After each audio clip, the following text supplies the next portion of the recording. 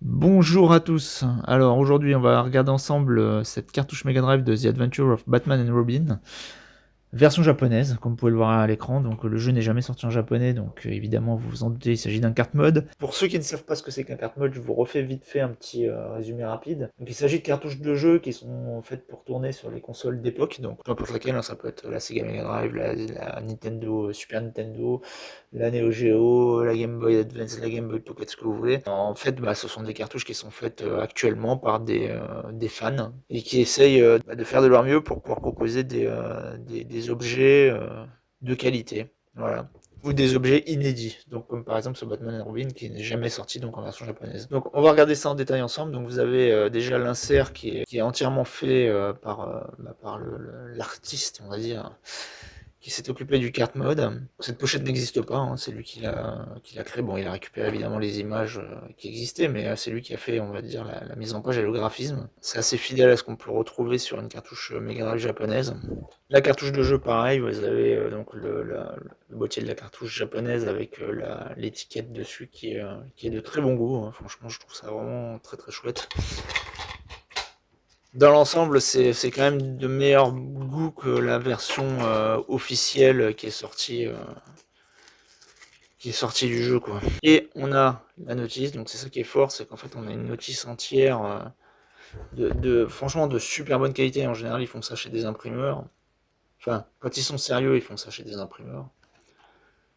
Parce que c'est vrai qu'il y a comme ça commence à devenir vraiment à la mode, il y a pas mal de cartes modeurs qui font ça entièrement maison et ça peut être d'une qualité pas extraordinaire, quoi. Voilà, donc vous avez la notice avec des images en couleur, des images en noir et blanc, tout le bazar qui est traduit en anglais. Donc la notice n'est pas en japonais, hein, elle est en anglais. Et voilà. Donc vous avez une notice complète, hein, qui est comme je vous l'ai dit, de super bonne qualité. Et le jeu. Alors la particularité de cette cartouche que j'ai là, c'est que, bon, alors pour ceux qui connaissent pas le jeu, c'est un jeu Mega Drive qui est sorti sur la fin de vie de la console et qui est vraiment extraordinaire, hein. Il y a plein d'effets spéciaux dessus. Il est, euh, il est vraiment d'une qualité incroyable. Bah, vous allez voir, de toute façon, on va le faire tourner un peu là. Et qu'est-ce que je vous dis? Ouais, donc le jeu est extrêmement difficile. Et le card mode que j'ai en fait, c'est l'avantage des cartes mode une fois de plus, c'est que le jeu qui a été mis sur la cartouche, c'est une version qui a été corrigée aussi par des fans, avec une difficulté revue à la baisse. Et je vous avouerai que franchement, c'est pas une mauvaise chose parce que en gros, on va pouvoir enfin jouer à ce jeu, quoi. Version originale, j'ai du mal à passer le premier niveau. Là, celui-là, c'est beaucoup plus tranquille. Voilà, donc on va regarder ça ensemble. Alors, tac.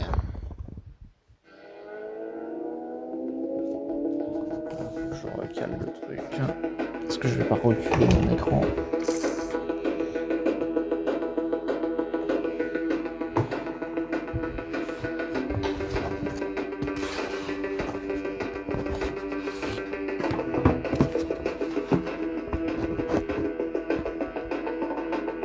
C'est pas beau ça?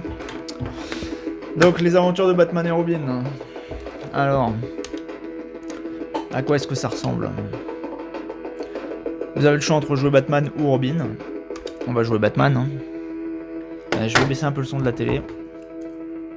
Bon, vous m'excuserez pour la télé de piètre qualité, mais pour faire les vidéos, je peux pas faire autrement en fait, hein. Donc j'ai un écran plat, ok, mais bon, il a le mérite d'avoir une prise Péritel et donc c'est très très pratique.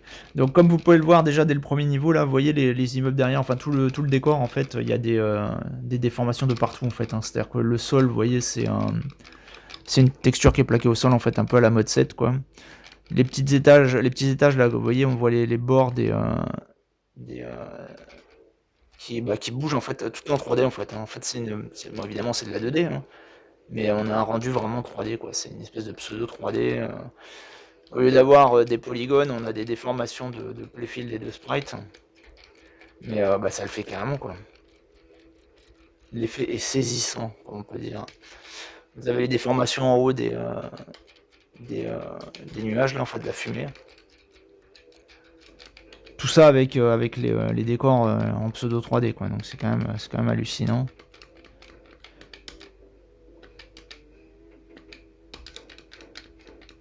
Alors ce qu'il faut savoir sur la Mega Drive, c'est qu'en fait c'est une console qui est vraiment très puissante en fait, hein. Le processeur qu'elle a c'est un 68000, donc c'est l'équivalent de ce qu'il y avait par exemple sur les Amiga. Et par rapport à la Super Nintendo qui avait un processeur qui était très très faible en fait. Mais la Super Nintendo était épaulée par des coprocesseurs qui permettaient d'avoir ce genre d'effet sans prendre de puissance à la machine en fait. Là où sur Mega Drive, eh ben, il fallait tout programmer quoi. Donc ce qui explique qu'il y ait peut-être moins de jeux qui soient spectaculaires au niveau des effets spéciaux comme ça que sur la Super Nintendo. C'est-à-dire que sur Super Nintendo c'était gratuit en fait. On voulait faire des déformations de sprite ou des zooms, des rotations et tout, c'était gratuit. Sur Mega Drive, bah fallait le programmer quoi. Donc fallait les mériter un peu les effets spéciaux. Mais bon, vous voyez, quand on se donne la peine, bah, c'était possible de faire des trucs vraiment impressionnants. Alors on est toujours dans le premier niveau, mais les décors ont carrément changé. Je viens de passer un mini-boss. Donc là c'est plus classique, hein. Il y a pas d'effets spéciaux, mais c'est quand même de très bon goût quoi. Il y a plusieurs plans de scroll derrière, on voit la ville. Puis toujours plein de sprites à l'écran, sans aucun ralentissement évidemment. Alors on arrive sur un boss. Donc pareil avec des effets qui sont assez ingénieux. Ça rappelle un peu les démos sur Amiga avec, vous voyez, hop, avec des sphères en fait qui zooment et qui dézooment, ils arrivent à faire un objet 3D en fait. Donc là on a cette espèce de pince en fait. C'est vraiment bien foutu. Ça rappelle un peu les jeux Treasure en fait. Ils font souvent ça dans les jeux Treasure, ce genre de tour de passe-passe là. Mais c'est vraiment très très bien fait quoi. C'est super fluide et tout. Alors un petit niveau où on se balade sur des camions qui roulent. On arrive au deuxième niveau. Donc là c'était juste le premier, vous avez vu. Donc en plus les niveaux sont super longs, en plus d'être assez compliqués. Donc là vous voyez par exemple c'est hyper impressionnant, il y a des déformations de playfield. Le playfield du fond il est déformé. Déformation de sprite sur le vaisseau qui est en haut. Et déformation de sprite, enfin je pense que c'est un sprite aussi pour la plateforme sur laquelle est Batman là. Je pense pas que ça soit un playfield, j'en sais rien en fait. Enfin quoi qu'il en soit il y a des déformations de partout, c'est un peu fou quoi. Et voilà, et ça c'était le niveau que je voulais absolument vous montrer. Donc regardez les bâtiments là. Vous avez vu l'effet de 3D qui est carrément hallucinant. En fait c'est... bah, je sais pas trop comment ils ont fait ça, c'est des playfields aussi pareil qui sont déformés pour faire les façades des immeubles. Bon le dessus c'est un playfield tout simple.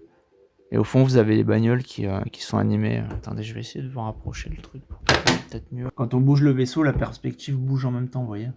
Avec le scrolling multidirectionnel.